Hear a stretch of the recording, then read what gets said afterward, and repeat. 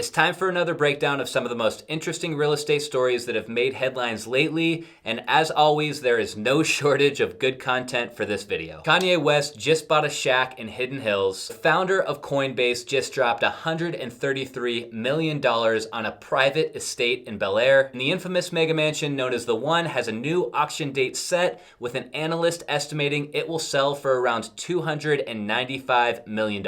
In today's video, we are going to dive into each of these headlines plus a few other good ones. The news in general can be pretty dark and dry a lot of the time, but the point of these videos is to focus on the headlines that are a little bit more lighthearted and fun to talk about. Let me know in the comments below along the way what your thoughts are on these stories. I always love hearing what you guys have to say. Kanye West just bought a small 1955 ranch-style home in Hidden Hills, California for $4.5 million. And for somebody worth billions of dollars, this house, to be honest, is a little bit underwhelming. The home is around 3,600 square feet. It has 4 bedrooms and 2.5 bathrooms. It's sitting on about an acre of land, and the finishes inside are all just very dated looking, with carpet everywhere, yellow paint on the walls, old cabinets and countertops, and basically no architectural significance. The sellers of this home only wanted $4.1 million, so that means that Kanye paid almost $500,000 over their asking price. But there's good reason that Kanye wanted this specific house.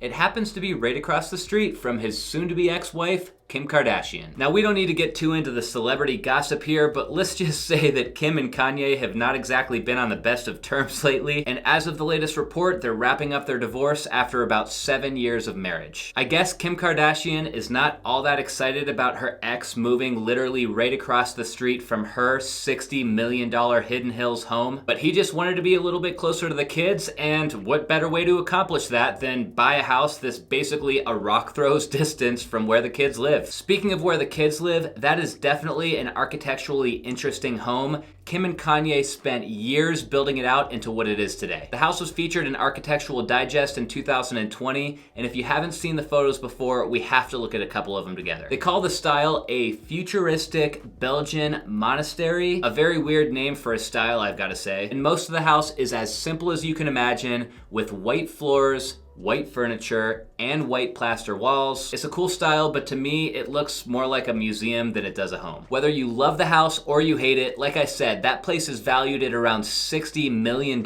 which means that Kanye had to fork over $23 million to Kim to buy her out of the deal. Kanye's new place across the street realistically should probably be torn down as well, but it sounds like instead of a teardown, he plans to just do some heavy renovations before moving into the place later this year. You probably heard the news that Betty White recently passed away at the age of 99. She went peacefully in her sleep at her Brentwood, California home. Now, I don't want this video to get all sad, but I noticed as I was scanning the headlines for this video that Betty White's story kept coming up, and they kept referencing the house that she was living in, so I had to do some more digging. It turns out that for the last 20 years of Betty's life, she lived in this home in Brentwood, California. It's a really nice neighborhood. It's just off Sunset Boulevard and Kenter Avenue. It was a nice home and in a nice area, and according to Realtor.com, the 3,000 square foot house is valued at over $4 million. But the thing is, Betty only lived here as a convenience to be closer to her caretakers, and if she had her choice, she would have much rather been living in her oceanfront home up north in Carmel, California, that she lived in with her husband before he passed away in 1981. I was really itching to learn more about this house, and so I did some digging, and I actually found a YouTube video that shows a tour that she did just a few years back of this place. It's kind of MTV Crib style, and you can't help but watch this thing without smiling. Oh, hi there. I'm Betty White. Welcome to my crib. This is the kitchen. The fridge is fully stocked with energy drinks and gluten-free mac and cheese.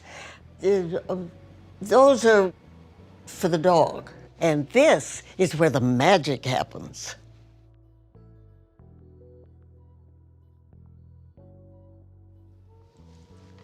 Well, what did you think I meant? Betty White had a career that spanned 80 years, and to be honest, I didn't know her all that well because most of her most famous work was done before my time. But during the short amount of research that I did for this segment, I quickly learned how much this talented woman was loved and respected. Here's to Betty White for being awesome and putting smiles on so many people's faces over the past 100 years. On a lighter note, Coinbase founder Brian Armstrong just dropped $133 million on a 25,000 square foot Bel Air mansion. Even though this home was never officially listed on the MLS, the dirt dug up some old photos done by this guy named John Pawson, and this place is awesome. Like I said, the home is about 25,000 square feet.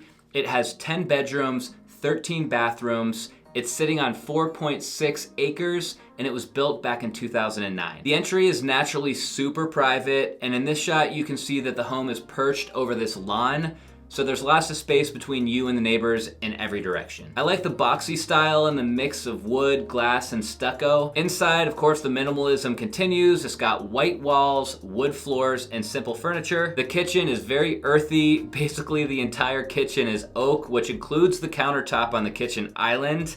I'm not sure how functional that is, but it's a really nice look. And you've got your classic amenities that a $133 million mansion should have, like a theater, a tennis court, and a large motor court. The seller, Hideki Tamita, made out like a bandit on this place, by the way, because he only paid $85 million for this estate just 3 years ago, meaning he made almost $50 million on the sale of this house. Speaking of Bel Air, Nile Niami's infamous mega mansion that he calls the One officially has an auction date set, with bidding scheduled to take place between February 7th and February 10th of 2022. The reason I was trying to dig up the address of that house the Coinbase CEO bought is because with that house selling for $133 million and being only 25,000 square feet, it actually makes for a really good comp for the One because that's a 105,000 square foot home. I'm not gonna get into the backstory of Nile Niami's house in this video. If you've been following my channel a while, you know what's going on. The latest update I did on the story is that Nile is trying to pitch a crypto fractional ownership model of the home to save the mega mansion from going to auction in February. If he's able to come up with around $200 million,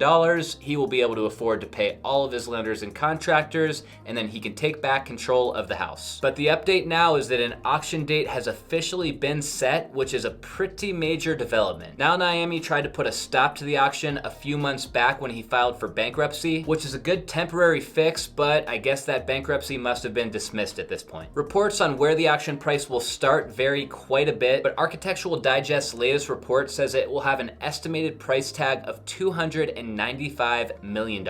Even though a home has never sold for that much in United States history, there also isn't any home out there that's quite like the One. So I'm gonna say that my guess is pretty likely that the house will sell for somewhere close to that price. If you go to the Concierge Auctions webpage, they only have a handful of properties available right now. And drilling down to California, the One is listed here, but the auction date right now is just showing TBA. I signed up as a buyer on this page, so supposedly they will be giving me updates on the One as they come. And when the auction date happens, of course, I'll be following up here with the news. Next story on our list today is about a company called Gaff Energy, who just released a new roofing material product that they're calling Timberline Solar. This product is supposed to be a direct competitor to Tesla's roof shingle, and it will supposedly be cheaper and more reliable than Tesla's product. If you're not familiar with what I'm talking about here, the long story short is that Tesla released a product back in 2016 called the Solar Roof, which is a roof system that you can install on your house that will power your home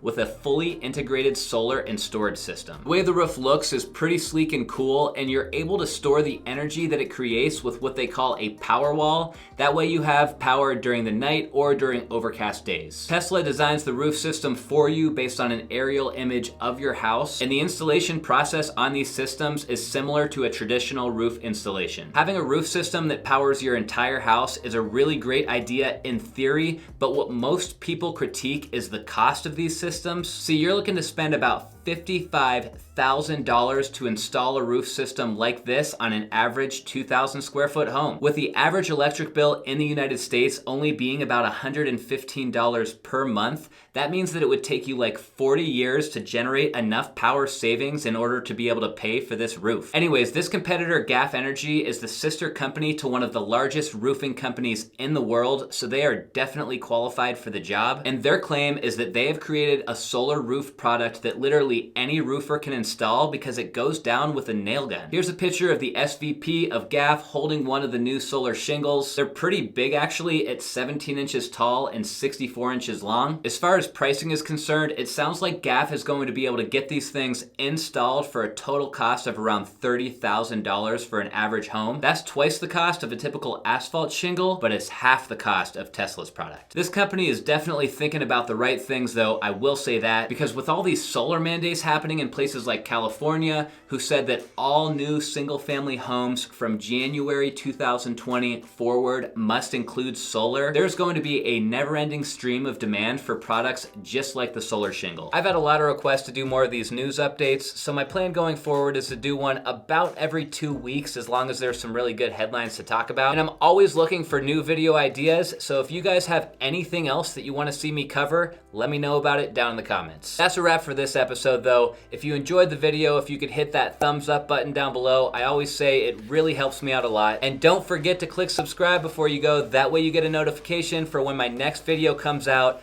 But that's all I've got for you guys this time. Until next time, see ya.